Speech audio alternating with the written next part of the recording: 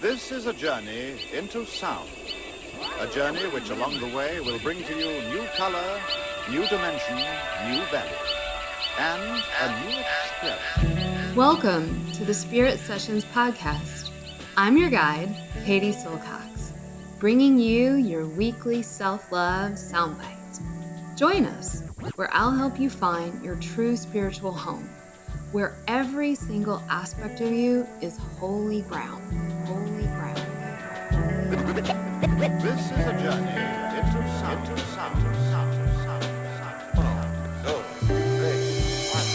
This is a Spirit Session podcast with Katie Silcox. Venga chicos, empezamos. So, welcome to the first English spoken episode of the Walk and Flow podcast. My name is Babette, outdoor coach and trainer at Walk and Act.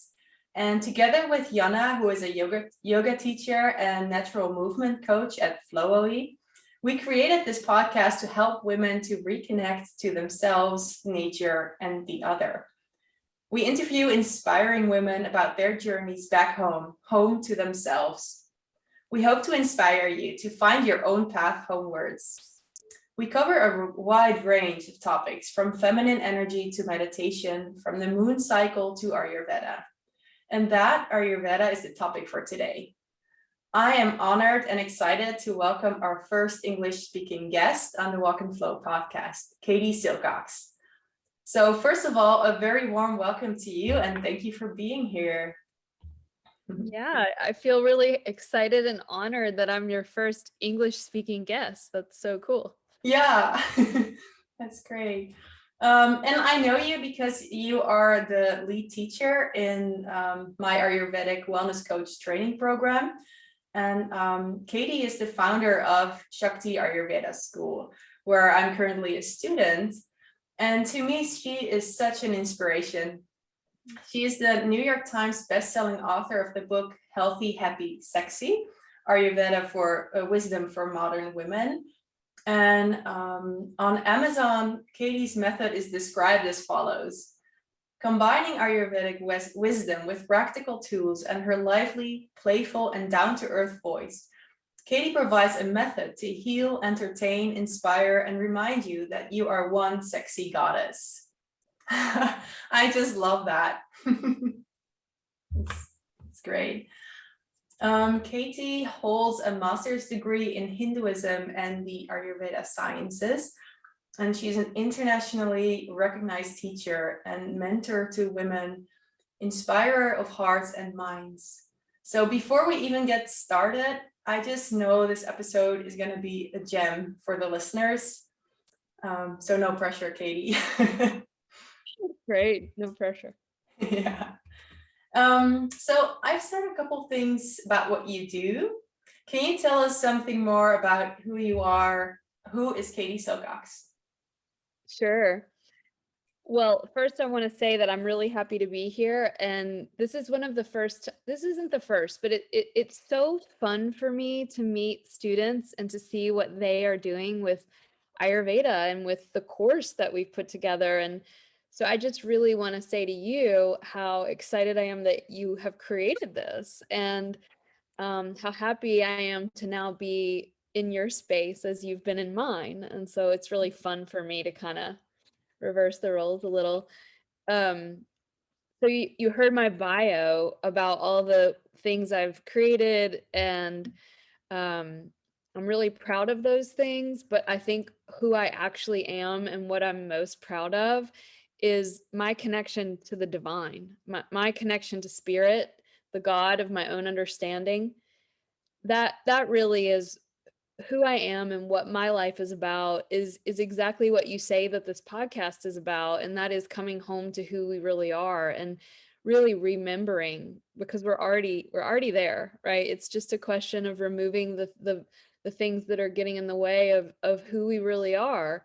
And so I think who I am is probably, we're all unique, but who we are at our core is love and presence. And so that's actually who I am. I'm love and presence. And then it gets to express through, I'm from the South in the United States, I'm a blonde, I'm this, I'm that. And, that's all just like personality icing on the cake. And so that's, I think, a good way of stating the broad vision. Yeah, beautiful. Yeah. So for those listeners who are new to Ayurveda, could you maybe just in a nutshell tell us what it is all about? Yeah, so it's something that cannot be probably described in a nutshell, but I'll give the Cliff Notes version of the way that I feel that the divine is asking me as a unique entity to translate something that's very old and very ancient. And so Ayurveda, on one hand, is this beautiful system from India that we know has existed for thousands of years, that is the original written treatise on how human beings can work with nature in order to live the most long and healthy life as possible. And then we have on the other side, and there's the whole practicality around what that looks like. And obviously, India is a huge country, and thousands of years is a really long time. And so it's hard to really say what Ayurveda is. Ayurveda, like anything, has gone through a myriad of evolutions and iterations and geographic locations and how each of those places expresses Ayurveda. But what I love about the ancient Charaka Samhita, which is one of the oldest books of written Ayurveda, it says that Ayurveda must be adapted to the time and the place and the people in which it's being presented. And so what these ancient rishis or seers knew was that Ayurveda was, just like yoga, universal. There is a universal law, the Tao, the way, right? That it doesn't matter where you're from. You guys are in the Netherlands. I'm in the United States. We have many students from Canada, New Zealand, India, Africa, and each woman that comes to Shakti school will have this beautiful interpretation of this ancient way that's so applicable now, that enables her to work with her geography, her family lineage, her body, her age, her culture, to express this universal law through her own being. And that's what I'm really passionate about, is this way of honoring our past, but not getting stuck there. And to be able to evolve and move into the future and become these co-creators with this divine evolutionary force. So that was not a nutshell, but it's the best I could do. Oh, it was pretty good, I think. Pretty sure. Yeah, what you're saying really reminds me of a question I once, well, a couple of weeks ago, posed in class. That was about fall being the Vata season, and some of the qualities of Vata, which you can maybe explain a little bit more in detail a little bit. But some of the qualities are like dry, cold, windy.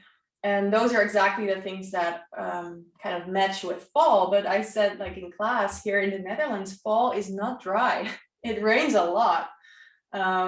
Like today, yeah, today is very sunny, but that's yeah, it's very rainy. So I was like, so how does that work if, according to the system, fall is Vata season and dry and cold and etc. And here it is wet. Is it like a combination of Vata and Kapha, or yeah, should I see that differently? And let's make it even more complicated. What if your nature is Kapha? And what if your nature is Vata? Then what? So I don't know how much your listeners know about Ayurveda, but basically we divide reality into these categories: the 5 elements: fire, water, earth, air, space. And these categories, the doshas, Vata, Pitta, and Kapha, which is a combination of those 5 elements. And you are going to have a tendency to be more like one of those categories. And you're also a unique combination, like a thumbprint, of all of those categories. That's what makes us totally similar, aka we're humans, and also infinitely variable, right? And so nature loves categories, but she also loves infinite diversity. And I mean, we can think about that on every level in the world right now. Everyone's talking about diversity, diversity, diversity, right? And nature loves diversity, so we should love diversity. And we should love the diversity inside of our own selves. So there's this beautiful thing called a map of reality that uses these 5 elements to understand almost everything. Now, here's the problem that we encounter, that you, Babette, have encountered, and every student that comes through the Shakti school asks the same question in a different form, right? And that is, but what about this? And so I wanted to make a t-shirt that said, one answer to every question in Ayurveda is, It depends. yeah, she's a good student. So this is a map. It's just a map. It's not real. You're real. I'm real. The Netherlands is real and it's wet, and I'm in Virginia and it's wet. And that map, if you wanted to go to Paris and I handed you a map, it's going to be helpful and beneficial for you before the internet, we can imagine, right? When we had the map. But if you laid the map down and started walking on the map, we would think you're crazy. And I think that's where we have to really watch out. With any rules-based system, it can quickly become an indoctrination and a fundamentalism. And that's what happened to religion. So what we want to make sure is that we use the map for what it's for, just like we need to use this thing called the iPhone for what it's for, and not think that this is our lover and our mother and our best friend. It's the same thing with Ayurveda. Right now, it is rainy. So that's kind of the broad answer, but specifically, what I would also say is, just because it's raining doesn't mean Vata dosha isn't predominant. In other words, air and ether are predominant in the fall. The greater force is predominant, although it's raining. So you can see this in every season. In the middle of the summer, it's the pitta season, so it's fire, right? And you can call me up and go, but Katie, it's raining. And I would say, yeah, that's water. That's not fire, right? And it doesn't, within fire, there is a little bit of water. Within air, there's always a little bit of space and a little bit of element of earth. And so these maps, we have to sort of see as kaleidoscopes that are going to help reveal patterns so we can understand that which can never be put into a category. And that's interesting. That's what we really want to look for. Yeah. I remember way in the beginning of Shakti school, there was this really beautiful saying. I'm just getting it out now. It's like in my notebook somewhere at the start. Like, Ayurveda is like a map until you don't need the map anymore. Oh, here. Ayurveda is a roadmap to a part of you that doesn't need the map. 100%. Yeah. There's a part of us that doesn't need to stretch our hamstrings, that doesn't need to take an herb, that doesn't need to go to therapy, that doesn't need to, self-improve and create New Year's resolutions. And that part is so available all the time. And so what Ayurveda, and I think any good spiritual practice, is really about, is helping us just remember, because we forget all the time. And that's really the game of life. Yeah. Remember. Yeah. So just comes to mind that in episode 9, I go into the basics of Ayurveda. So in case anyone listening now is like, oh, I want to know more about the basics, I refer to that one. It's in Dutch though, but yeah, so like a nice podcast about the basics. But maybe you can also say a little bit more about these 3 doshas that we already briefly mentioned. Sure. The quick version, which is often the best version, because if you can't explain things very simply and succinctly, you usually don't quite understand them. Not that I think that I fully understand Ayurveda. The more I study, the more I'm amazed and humbled by reality. But essentially, when earth and water, you can imagine it in your mind, when they come together, they make this sort of muddy substance that's not bad. It's like cement. It's the thing that makes things solid and stable. And that element is called kapha, and it's it is that very thing. It's tends to be cooler and more stable and hard to move and strong. And when fire and a little bit of oil or water come together, they make pitta. And that is this element of transformation and metabolism, whereas kapha is the element of stabilization and materialization. And then when air and a little bit of space or ether come together, like you can think of the wind that blows through a room or a, when you're outside, you know that it's moving. That's the vata through something. That's the space, the ether. And so that is the principle, vata is the principle of the force that degenerates things and breaks things down. And we can be like, oh, that's negative, right? And it kills things off. And if you're in the fall, we see that the leaves go from green to brown and they fall off the tree. We have Halloween coming up, Day of the Dead. I don't know how you celebrate it in Netherlands, but maybe you have something of honoring your ancestors.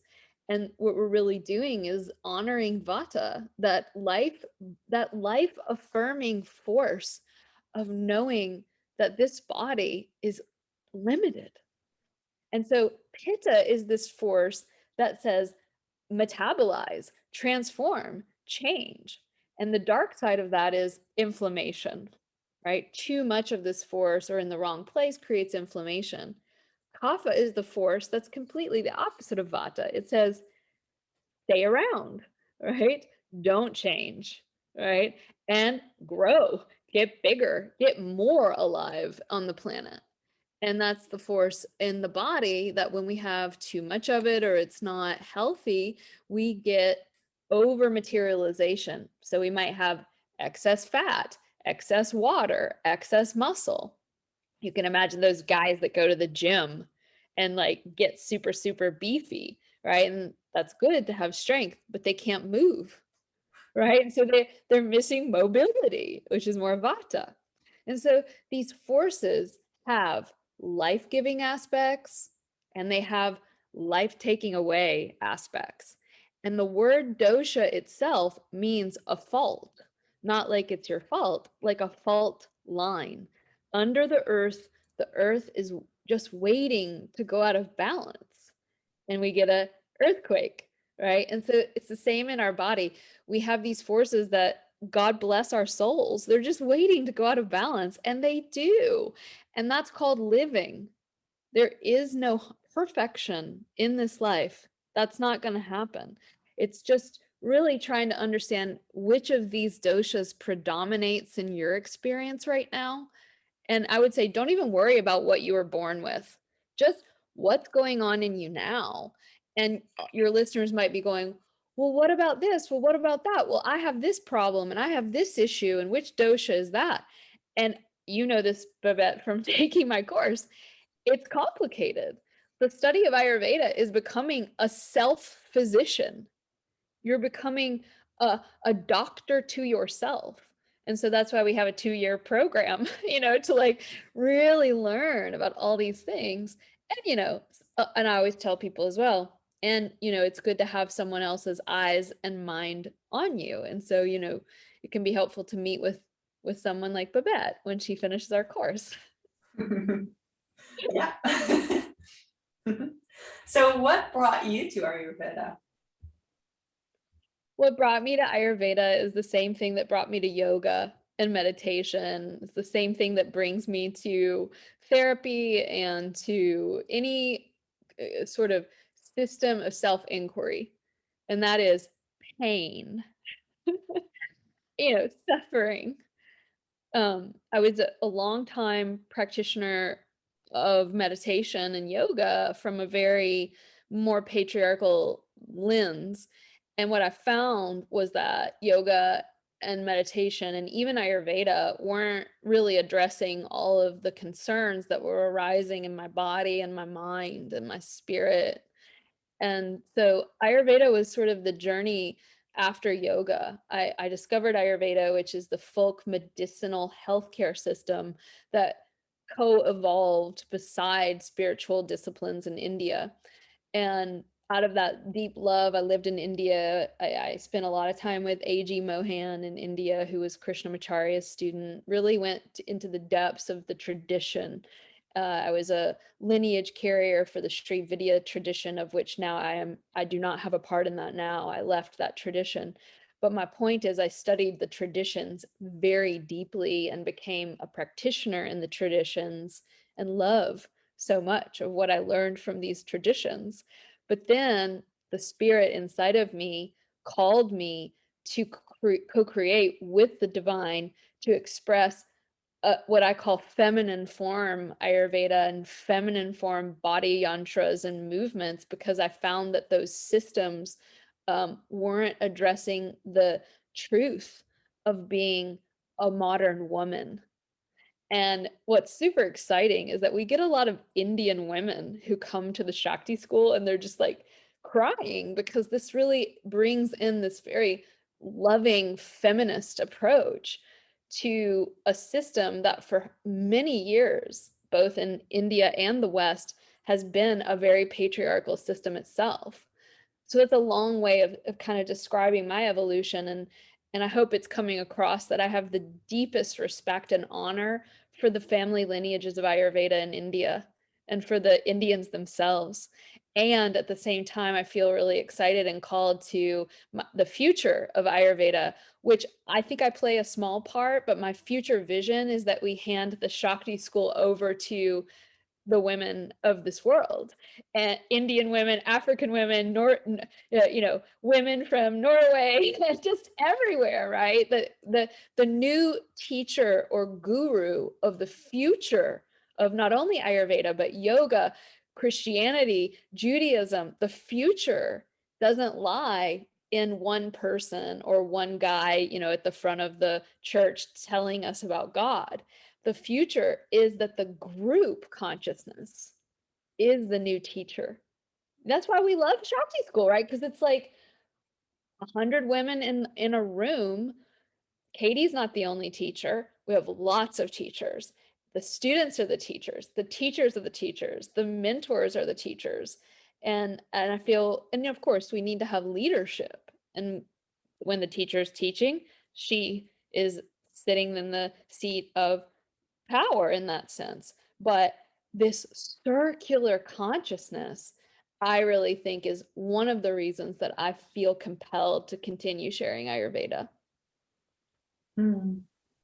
Beautiful. It feels like my next question is actually not applicable anymore after your story. Like it's an impossibility almost, like what I'm now going to ask. But my question was, how would your life be different if Ayurveda would not have crossed your path?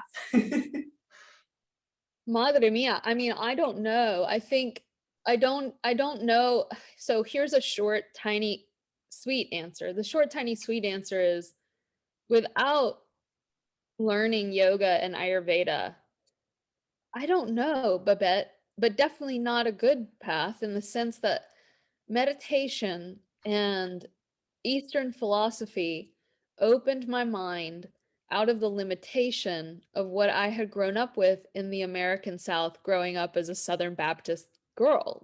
Neither of my parents went to college. I came from a very different background, which I love and honor and respect. But without yoga and Ayurveda, I don't know. It's a really tough question, but I think my life is better because I have those systems of thought in my frame of reference for reality. When you understand that everyone is on a karmic journey, whereby we are all here on the earth in university of the soul, to go through challenges and trials and tribulations so that we can learn over and over and over again, usually, that we're love embodied, that we're presence and love embodied, and that you've had limitless lifetimes, and that everyone you encounter has been both your mother and you've been their mother. I mean, that is from the Vedas, from Sankhya. This is the root mother of Buddhism and Zen and Tao and all of these amazing traditions. If I didn't have Ayurveda and I didn't have that frame of reference, Donald Trump would annoy me a lot more if I didn't have the frame of reference that he's been my mother and I've been his. And if we want to get out of the pattern where we have to repeat these experiences over and over and over again in our emotional bodies, if we want to be free from that, this system shows you how. You know, Christianity as well shows you how. Christian mysticism shows you how. You know, and so I'm very interested in that system as of this moment. But I feel so grateful because what I see on this planet right now, Babette, and you guys know that the United States is the epicenter of this polarized consciousness. I am so grateful for these ancient teachings that help you be free from getting caught in the brain programming that the entire planet has undergone. I mean, not to get too wacky on you, but we've all undergone a trauma with coronavirus. The global consciousness has never undergone trauma psychologically in this way. And so, you know, we could go in deeply around what that does to people. And I'm not saying I'm perfect and that I didn't get caught up as well, but I'm freer now, right? Because of Ayurveda and yoga and that system of understanding that everyone's been my mother and everyone's been my brother.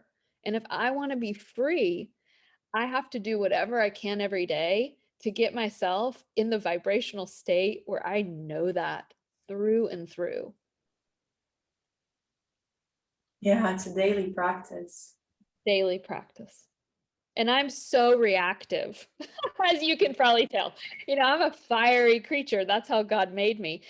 And so every day I just react, you know, and so my practice is really not that I have to be perfect, but that I notice that reaction and that I spend some time coming out of it before I, because I don't want to repeat it. Yeah. Well, that weaves in really nicely with what I wanted to ask you next, daily practices. Because one very interesting and practical aspect of Ayurveda is for modern day humans too, is the concept of dinacharya. Can you tell me what that is? Yeah.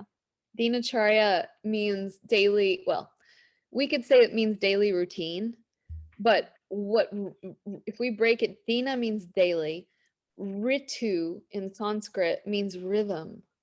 So the daily rhythm. And this idea is that your mind is so much quicker than your body. Your mind loves to live in the past and the future. Your body does not. It's like we're jerking our body around and the body just wants to be here now. And the spirit just wants to be here now. And the dinacharya is the way that we honor that rhythm of how the body, what the body needs to be healthy, and what the spirit needs to be known. And so, of course, we have the practical physiological aspects of dinacharya, like getting up and drinking lemon water and scraping your tongue and, you know, maybe doing some breath work and meditation and maybe oiling your body, you know, although that one always gets left out of my dinacharya. I end up doing it in the night. But you have all these practical things you can do, sadhanas, you know, service sadhanas around practices around your lunchtime, maybe saying a blessing before you eat and letting your food digest as you lay on one side. And, you know, there are these ideals, right? And then there's the reality of life. And then, of course, we have nighty night routines and things we can do that make it more likely that the body will be happy for sleeping. But another part of our dinacharya or our daily rhythm is not just the body, it's the spiritual dinacharya. And so what is a part of my everyday routine that enables me to continue to digest my past experiences so that I can step into the person that I'm becoming in the future? How do you do that? Well, meaning spiritually or in general, my daily routine? Well, actually, I'm interested in both. How do you know God? That's a good question. So I'll just speak, I'll speak practically. I'll try not to be so esoteric.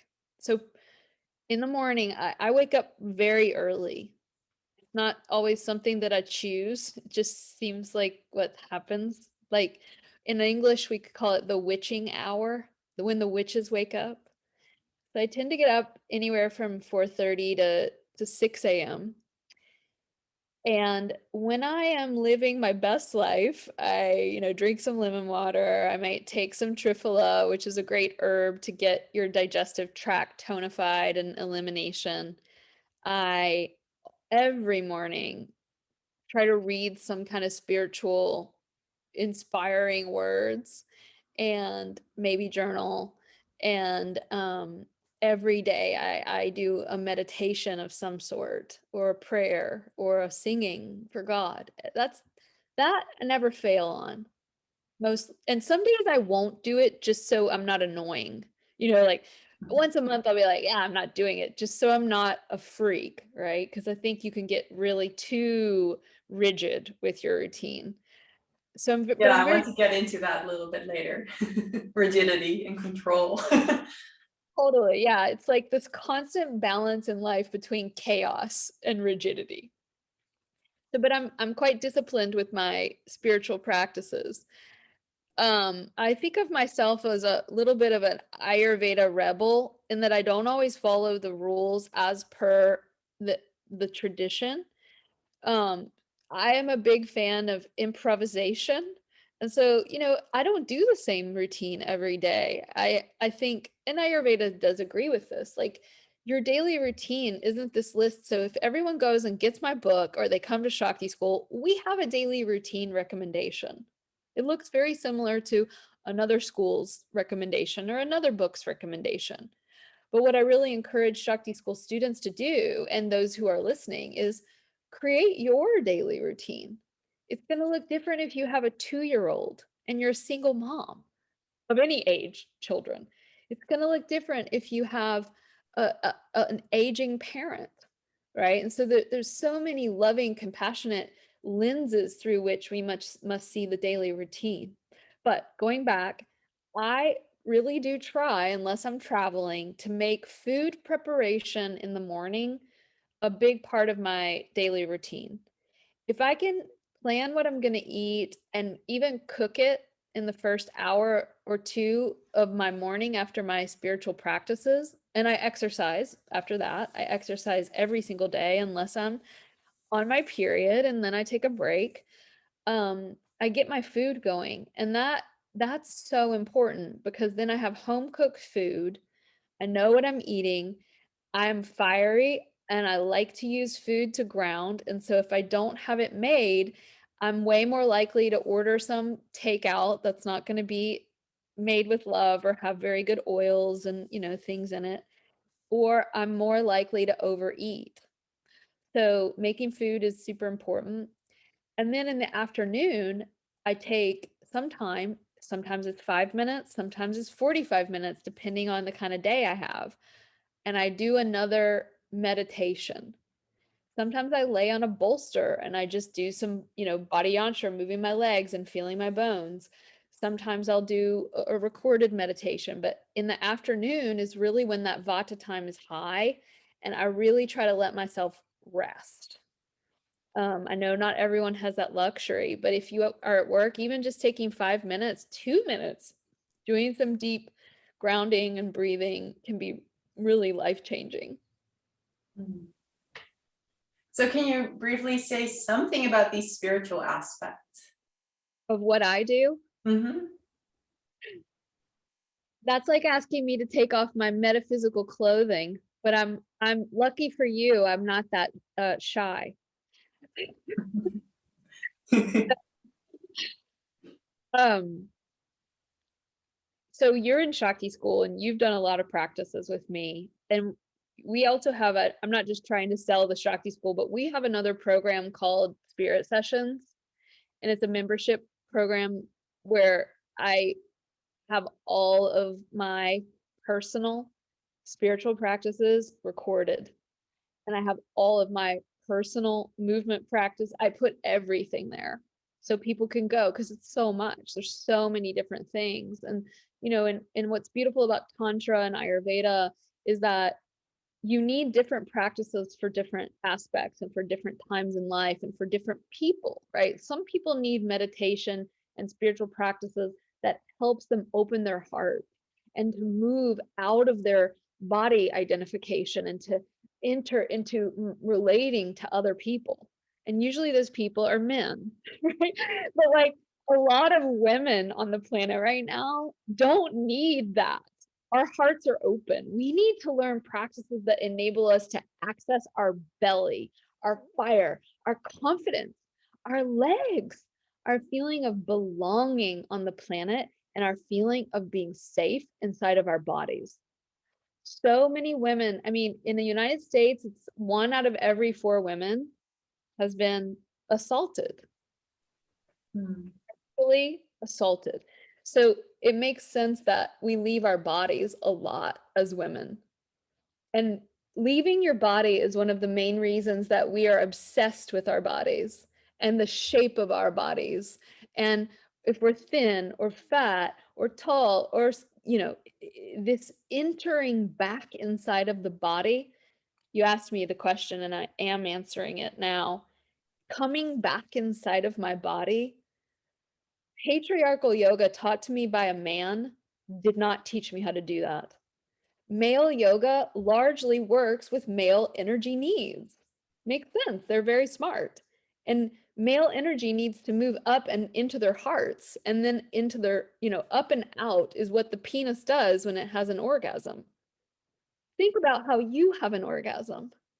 It swirls on the inside and fills your whole body like tingling honey. And it swirls and it swirls and it goes down and it goes in all directions. And that's why men, after an orgasm, fall asleep. They've just shot a gun off into the universe. Women get up and clean the house. Get energized. So my spiritual practice is not one thing. It's a multitudinous experiment, ongoing every single day that adapts to the needs that I have in that moment. And right now, a lot of it is about getting my energy to go down into the earth, getting my energy to re-embody into me so that I feel safe. Wow. Thank you for sharing this. And I think this gives a lot of food for thought for the listeners. For me too, like I'm still processing everything you said. But that's okay, because I can also listen to the podcast as many times as I want. So Yeah. Yeah. So you already mentioned like the whole idea of like many women, but also men that are uncertain about the way they look and being so like stuck in this whole pattern of what our society says is like the current beauty standards, size 0, etc. Myself included, I noticed that in myself too. What would you say about this whole beauty image of our culture? I've thought a lot about it. I've just finished my 3rd book. The 2nd one I didn't publish. I'm hiding it, but the 3rd one's coming out, and I spent a lot of time thinking about that question about beauty, and I want to give a tantric answer in the sense that a part of our brain wants things to be either good or bad, right or wrong. And that makes it easy to deal with. But reality typically requires that we hold paradoxical relationships with phenomenon. Sex is one of them. Beauty is one of them. Relationships, our relationship as women, whether you're gay, straight, trans, lesbian, it doesn't matter. We as women have a relationship to men. And it can be really easy to be like, you know what? I'm done with them. Bye. Right. And then, but we can't. Like we are, and I adore men so much, but we're being asked to come into these new and nuanced relationships with phenomenon, whatever. I mentioned a few. There's limitless topics. But you brought up beauty. Tantra says that it is natural that you want to be beautiful. You're the goddess. She is the emanation of Shri. Shri means the most resplendent, beautiful, mind mind-boggling beauty, and it has absolutely nothing to do necessarily with how you look. Shri is resplendency, it's light. And you're the goddess. Women are carriers of goddess energy. Now, some men have it too, but mostly we have it. And so as carriers of light, what light wants is more light. Light wants to reflect, light wants to be reflected. Why do little girls, no matter how many toys you give them that are non-gender specific, little girls will pick up the pink sparkly tutu? Yes, they'll play with trucks, and yes, they'll play with, engineering things, and they can grow to love math, science. Of course, we're incredible. We can do everything. But most little girls still want pink frilly things that are sparkly. Just as most little boys, even if you give them Barbie dolls, they will still want to kill frogs and toads and stuff dirt in their pockets and wrestle one another. We're talking about Ayurveda. Ayurveda is the study of life. We are the result of a biological evolutionary process. So, all this to say, please, listeners, you are supposed to want to be beautiful and lovely. You're supposed to want people to tell you how beautiful you look. And one of the teachings of Tantra for women is that we adorn ourselves. We make ourselves beautiful because there is a beauty inside of us that we want the world to see. So we augment it. Now we do a whole class. I think you've already done it, Babette, in Shakti School about women have power portals in their body of seduction, of allurement, of magnetism, and we can augment those to our benefit. Right? So that's the side of embracing our culture's love for beauty. Here's where it becomes schizophrenic, shadow side, and dark, and it takes us to a dark place. It is when we confuse the origin point of the beauty's source. So I source beauty inside of my body. There are several areas we can source beauty, but let's just say the heart. When I am able, as I'm doing with you right now, I'm touching in to the tenderness that is the real Katie. That is the most beautiful thing about me. And it always makes me cry, right? And as I do it, do you see how you're feeling it a little bit? It's like, it's infectious.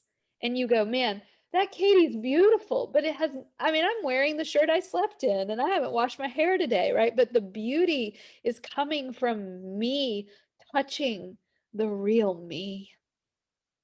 And now go put on some lipstick, right? But we've forgotten the source. That's pretty much it. Oh, that touches my heart. It's so true. And we, as women, have to be reminded of this truth. I think that's it. We've forgotten. And we have to be reminded over and over again, I think. I know Indu. One of our teachers at Shakti School is this Indian beauty named Indu Aurora. And I remember I was talking with her one-on-one. It wasn't at school. And I was asking her something about Shakti and women and empowerment.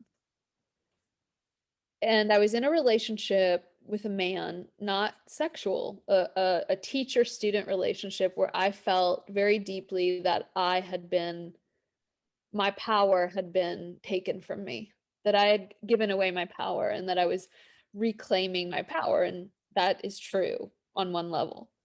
But what Indu reminded me was something that I didn't know consciously, but I knew again through her very wise words. And she said, women are the source of Shakti. Women are the source. Shakti means, we're called Shakti School, but Shakti means power. Women are the source of power. It can never, ever, ever be taken from us. Now, do we get lost?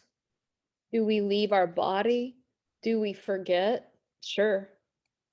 So really what we're talking about when we say spiritual practice is a returning home to remembering the true nature of who you are and where that power lives.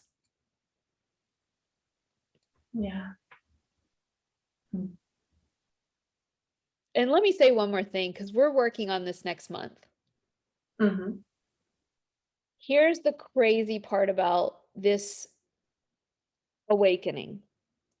When you awaken to the love inside of you that is you, suddenly you don't need a man or a woman. You don't need society. You don't need a bot. You don't need anyone to validate you. You aren't even looking for love. You aren't seeking it out. You're so full of it. And for one moment in time, you completely let go of all desire to have. And in that moment, you become irresistibly attractive. That's the great secret to manifestation, is that you don't want it. It's fine. You enjoy nice things when they happen. But that really is, we've got it so the opposite. We're going outside. It's in. In. And then from that, it starts, I think your listeners will appreciate. So I am doing these meditations where I just feel so loved. And it's God, but it's just me. And you are God, we are God. God is a cosmic force and intelligence outside of us, but it also lives in our hearts. And I'm in such a love affair right now, Babette, with this divine love that lives in me, that I'm more and more waking up to. And I'm sitting on the airplane, and I'm a single lady. So, if you have any hot, brothers out there listening, I'm willing to move to Northern Europe. But anyways, I'm sitting on the airplane, and I'm just so absorbed in this sweetness of my presence and love that is me, that is inside of me. And I was not even thinking about anything, right? But I was remembering after it happened, this man, and we're in the airports, we're in the airplane, we have on masks. I had on a sweatshirt with the hood over and a mask. Can you imagine anything less beautiful than the mask, N95, and the hood, And I'm So on the sexy. sexy. I'm wearing an American outfit, right? A sweatpants and tennis shoes and that, right? Not hot. And so I'm sitting there absorbed in this meditation of love. And this man sits down beside me, and he looks at me, and I'm like, and I saw him. It's like he was seeing something beautiful. And I'm telling you, it wasn't my physical presence. It was the energy coming from my heart. And he said to me, "So, where are you going?" I mean, he totally hit on me. He asked me what I did, and he wanted to know my name, and he wanted to know what book I wrote, because I'm sure he's going to Google me, and like all of this to say, in that moment, I knew that was a sign from God. You don't have to do anything, especially as a woman. Let it come to you. And how do we get it to come to us? We become magnetic. And how do we become magnetic? We remember who we are. And who are we? Kindness. Now, if the world needs one thing right now, it's that. Yeah. And it's women, but it's everybody. Yeah, thanks for that reminder and that beautiful story. I love it. The airplane guy. So I kind of want to wrap up our conversation, but I just have one more question that I referred to earlier that I would like to ask you. That is about like not getting stuck in a system of rules. Like a lot of women tend to do, like, for example, in Ayurveda, your type is Vata, so you should do this and not that. And it can be very rigid and controlling. Yeah. Do you have any advice to avoid this pitfall? Sure. Well, I can talk about anything because I'm a good talker, but here's the truth. It's something I struggle with a lot myself. And, one of the problems when you create an Ayurveda school is that then imagine the amount of guilt that I have if I don't live up to all the rules. And I'm just blowing that up. You know how honest I am with you guys. I am a half-baked bun in the oven, meaning I'm not done. I'm cooking. My students are half-baked buns. We're in the oven, we're cooking, right? We have this idea, and women are particularly susceptible to it. And that is, there's going to be this outside source that's going to come in and tell me what to do. And guess what? That's okay. It feels so good to have someone, right? Just tell me what to do. And then I'll just do it and everything will work out. That could be a husband. That could be a boss. That could be a guru. That could be a therapist. And guess what else it can be? A system of thinking, a political system. It can be all, these are all systems, right? So how do we extract the beauty of the map that we spoke of before, while at the same time owning our own sense of adaptability and flexibility? And the key word here is intuition. Women are the carriers of intuition. Women are the carriers also of birth and death, and women are the carriers of the medicine systems. In India, as in most countries in the world, the medicine system was carried by women, evolved by women, practiced by women, done by women on people who were dead and dying, and we didn't have time to write books about it. And when we did write books about it, later they were many times burned. Okay, so men have written most of the codified knowledge around this stuff. But let's be very clear. Ayurveda and any medicinal system, Northern Europe, Southern Europe, all over Africa, Asia, globally, women are the carriers of this, and it's been an oral tradition. And it's been an intuitive tradition. People say, who's your teacher? And I say, well, I have all these great mentors who I love and honor and bow before with all my great respect, but the only guru is inside of my body. So how do we not be so wild that we completely deny all rules from the past? And how do we lean into the rules in a way that also honors our intuition? And the only way that I have found where that works is where I do what I call throughout the day, the holy pause. You're in Ayurveda school. I've been studying Ayurveda and yoga for 20 years. I know enough, right? Babette, you after 1 year of Ayurveda school will know more than 99% of people in your country about Ayurveda. You will, right? So we can be humble, but that's true. And so in that moment, the holy pause is I take a moment, I put my hand on my heart, and I just say, what do I need to eat right now? And even though Ayurveda may say X, X, and X is the perfect thing for today's fall season, something else might come through.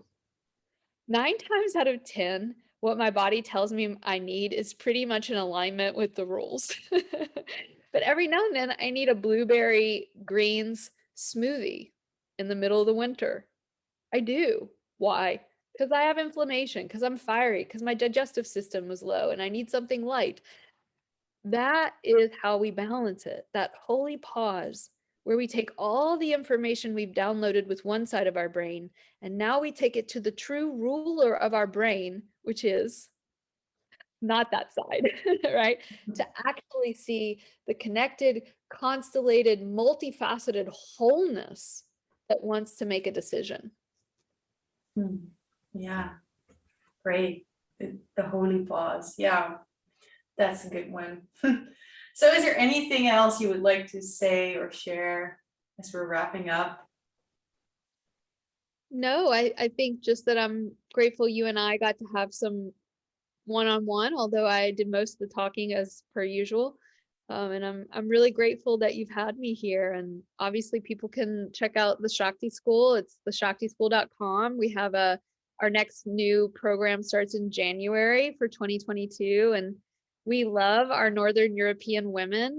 I'm not trying to group you guys, but you guys bring such a beautiful spirit to our school. And so I'm just so grateful that we have people like you, and to see what you're doing with it through the podcast. Nothing can make me happier. So thank you. Thank you. And I'm glad you talk mostly, because I can make plenty of episodes with myself talking if I want to. So you should have been talking most of the time, and you did. Thank you for your wisdom and your sharing and your honesty and your true you who's shining through at this moment and throughout the conversation. Yeah. Likewise, I see you too. Thank you. Thank you.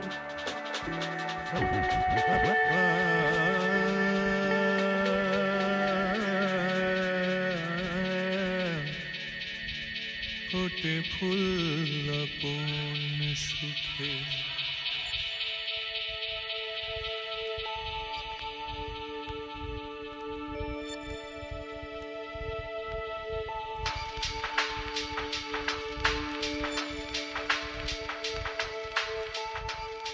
फूटे फूल